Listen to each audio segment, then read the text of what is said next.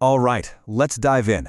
Today, we're looking at an ancient story, but it's dealing with two problems that feel incredibly modern. First, a legal loophole that could just wipe a family off the map, and second, a leadership crisis that could tear an entire nation apart. It's really all about how you adapt when the old rules just don't work anymore. Let's get into it.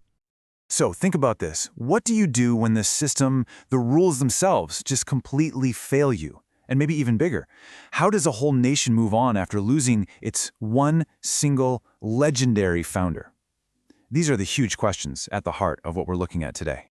So our first story, it really starts small. It's about one family, these 5 sisters, who are watching their whole legacy, their whole future, just about to be erased. And they decide, nope, not on our watch. Okay, so you got to understand the world they're in. The law was, well, it was harsh. Property only passed from a father to his son. That was it. So if a man died and only had daughters, it wasn't just about the land. His name, his entire family line, poof, gone from the records like he never even existed. And look, this isn't some theoretical legal problem. These are real people. Meet Mala, Noah, Hogla, Milcah, and Tirzah. They are the daughters of a man named Zelophehad. Their dad just died. He didn't have any sons, and according to the law, they're about to lose everything. Now, here's where their argument gets really smart. They make a crucial point. Their father wasn't some traitor who died in a rebellion, where you'd expect his land to be taken away. No, he just died. So this isn't a punishment. This is a test of the law itself. And what they're really asking is this law even fair? So what do? These 5 women do something that is just unbelievably brave for their time. They march right into the center of power, right up to Moses, the priest, all the leaders, and in front of everyone, they challenge the system.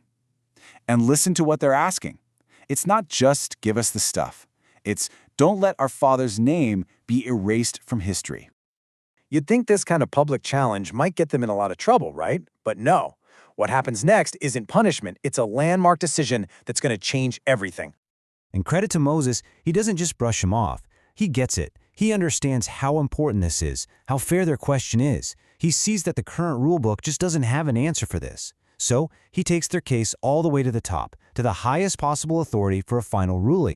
And the answer that comes back, wow, it is crystal clear. The verdict is what Zelophehad's daughters are saying is right. I mean, can you imagine? A total, complete validation. And the order is simple. You must give them their father's inheritance. And this wasn't just a one-off fix for one family. No, this one case literally rewrote the law. A whole new system was created. So now there's a clear process. First, if there's no son, the inheritance goes to the daughter. Simple. If there's no daughter, it goes to his brothers. No brothers? Okay, then his father's brothers. No uncles? Then it goes to the closest relative in the clan. It's this logical system that creates stability for everyone. And it all happened because 5 sisters were brave enough to ask, why? Okay, so one family's future is secure. Problem solved, right? Well, just as that happens, the story takes a hard turn. The focus zooms out from one family to the entire nation, because a much bigger crisis is brewing, one that a simple legal change can't fix. All right, now we turn to Moses, the guy, the one who's been leading them since day one. And he gets the news his journey is almost over. Right when they're on the very edge of reaching their goal, the Promised Land, he's told his time is up. And what's his first reaction? It's not about him. It's about his people. He immediately pleads for a successor. Why? His biggest fear is that the nation will become, in his own powerful words, like sheep without a shepherd. Just imagine that. Scattered, lost, vulnerable. The entire future of the nation is hanging in the balance. So how do they handle this potential catastrophe? They don't panic. They plan. And what we're about to see is basically a masterclass in how to manage a peaceful, stable transfer of power. So, a successor is chosen. It's Joshua, son of Nun. But pay attention to why he's chosen. The text is very specific. It's not about who his father was or if he was popular. He's chosen because he is a man in whom is the spirit of leadership. It's about his character, his innate ability to lead. And this is so important. Joshua is not just Moses 2.0. Their roles are totally different, and that's the point. Moses was the liberator, the lawgiver. His job was to get the people out of bondage. Joshua's job is to be the commander who will lead them into the promised land. The leadership is evolving to meet the next big challenge. And this whole handover doesn't happen behind closed doors. It is a big public ceremony. Every single one of these steps, having Joshua stand before everyone, Moses laying his hand on him, giving him some of his authority, it's all designed to make one thing clear to every single person. This is your new leader. There's no ambiguity, no room for doubt. So, what's the big idea here? This is the exact opposite of a messy power grab or a chaotic vacuum. It's a thoughtful, planned, public handover. It's all about ensuring continuity so the mission can go on, even after the founder's gone. Okay, so let's step back. We've got two stories that seem pretty different, right?